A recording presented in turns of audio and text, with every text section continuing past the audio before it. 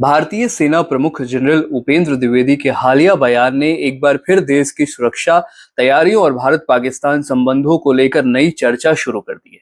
पुणे में राष्ट्रीय रक्षा अकादमी के पासिंग आउट परेड के दौरान सेना प्रमुख ने स्पष्ट शब्दों में कहा कि ऑपरेशन सिंदूर अभी समाप्त नहीं हुआ है, बल्कि वर्तमान स्थिति केवल संघर्ष विराम की है। उन्होंने कहा है कि भारतीय सेना, भारतीय नौसेना और वायुसेना तीनों मिलकर संभावित ऑपरेशन 2.0 की तैयारी में लगातार जुटी हुई हैं और आने वाले समय में किसी भी चुनौती का सामना करने के लिए पूरी तरह से तैयार है। सेना प्रमुख का ये बयान ऐसे समय में सामने आया है जब पिछले कुछ महीनों से सीमा पर स्थिति अपेक्षाकृत शांत दिखाई दे रही है, लेकिन सुरक्षा एजेंसियां लगातार ये मानकर चल रही है कि किसी भी समय हालत बदल सकते हैं।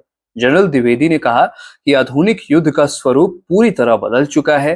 अब लड़ाई केवल जमीन, समुद्र और आसमान तक सीमित नहीं रह गई है, बल्कि अब लड़ाई साइबर स्पेस, अंतरिक्ष और सूचना युद्ध भी जो है इसका महत्वपूर्ण हिस्सा बन चुका है इस लड़ाई का। और इसी वजह से भारतीय सेनाएं अपने परीक्षण में, अपने रणनीति में और संसाधनों को भविष्य की जरूरतों के अनुरूप विकसित कर रही है। उन्होंने कहा कि वर्तमान समय का युद्ध क्षेत्र अत्यंत पारदर्शी हो गया है। आज हर गतिविधि पर नजर रखी जा सकती है और दुश्मन की हर हरकत पर लगातार निगरानी संभव है। ऐसी स्थिति में सैनिकों की तैनाती, हथियारों की सुरक्षा और सीमावर्ती जो नागरिकों की रक्षा है, वो पहले से कहीं अधिक महत्वपूर्ण हो गई है।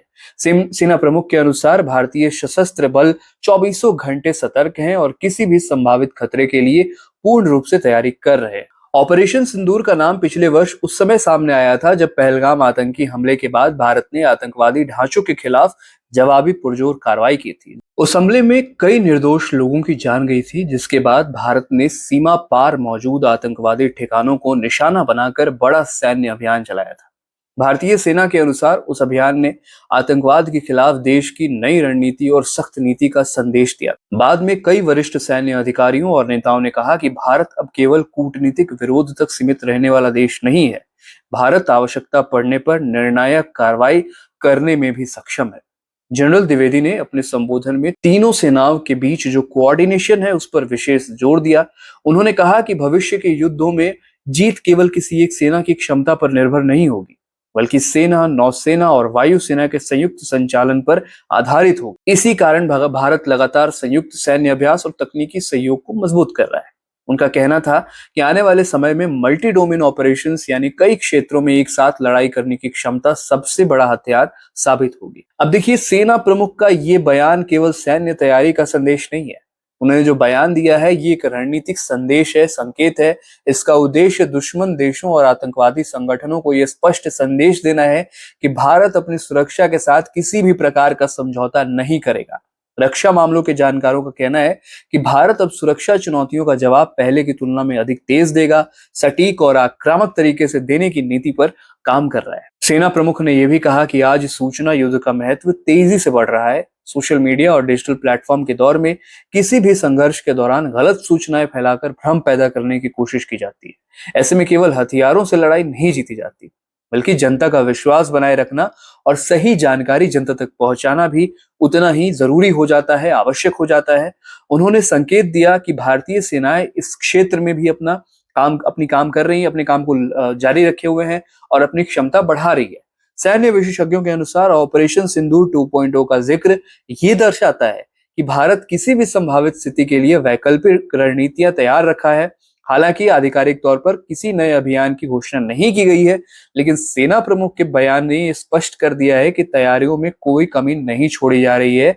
रक्षा विशेषज्ञ मानते हैं कि ऐसी तैयारियां किसी भी देश की सुरक्षा नीति का महत्वपूर्ण हिस्सा होती है, क्योंकि युद्ध केवल तब नहीं लड़ा जाता जब संघर्ष शुरू होता है, बल्कि उसकी तैयारी शांति के समय ही की जाती है। हाल के वर्षों में भारतीय सेना ने अपने आधुनिकीकरण पर विशेष ध्यान दिया है। नई मिसाइल प्रणालियां, ड्रोन तकनीक आधारित निगरानी तंत्र, अत्याधुनिक संचार प्रणाली और साइबर सुरक्षा ढांचे को मजबूत करने की दिशा में कई बड़े कदम उठाए हैं और सेना प्रमुख के बयान को इसी व्यापक सैन्य आधुनिकीकरण प्रक्रिया से जोड़कर देखा जा रहा है। उनका मानना है कि भविष्य का युद्ध तकनीक आधारित होगा और जो देश तकनीकी रूप से आगे होंगे वही निर्णायक बढ़त हासिल कर पाएंगे। भारत की सुरक्षा रणनीति में सीमावर्ती क्षेत्रों की सुरक्षा भी महत्वपूर्ण भूमिका निभाती है। सेना प्रमुख ने संदेश दिया है, संकेत दिया है कि सीमाओं पर तैनात सैनिक लगातार निगरानी रख रहे हैं और किसी भी संदिग्ध गतिविधि पर तत्काल प्रतिक्रिया देने के लिए तैयार है। उन्होंने कहा है कि सैनिकों की सुरक्षा के साथ साथ सीमावर्ती जो नागरिक हैं उनकी भी रक्षा भारतीय सेना की प्राथमिकता है। आधुनिक युद्ध में नागरिक क्षेत्रों को सुरक्षित रखना उतना ही जरूरी है जितना कि सैन्य ठिकानों की सुरक्षा। राजनीतिक स्तर पर भी इस बयान को बहुत महत्वपूर्ण माना जा रहा है, क्योंकि केंद्र सरकार बहुत पहले ये कह चुकी है कि आतंकवाद के खिलाफ उसकी नीति शून्य सहनशीलता की है। रक्षा मंत्री राजनाथ सिंह ने पहले भी कहा था कि भारत ने ऑपरेशन सिंदूर को अपनी शर्तों पर रोका था और आवश्यकता पड़ने पर लंबे संघर्ष के लिए वे तैयार है, और ऐसे में सेना प्रमुख का बयान उसी नीति की निरंतरता को के रूप में देखा जा रहा है। विचार लाइव देख रहे थे आप, मैं हूं विकास सिंह। धन्यवाद।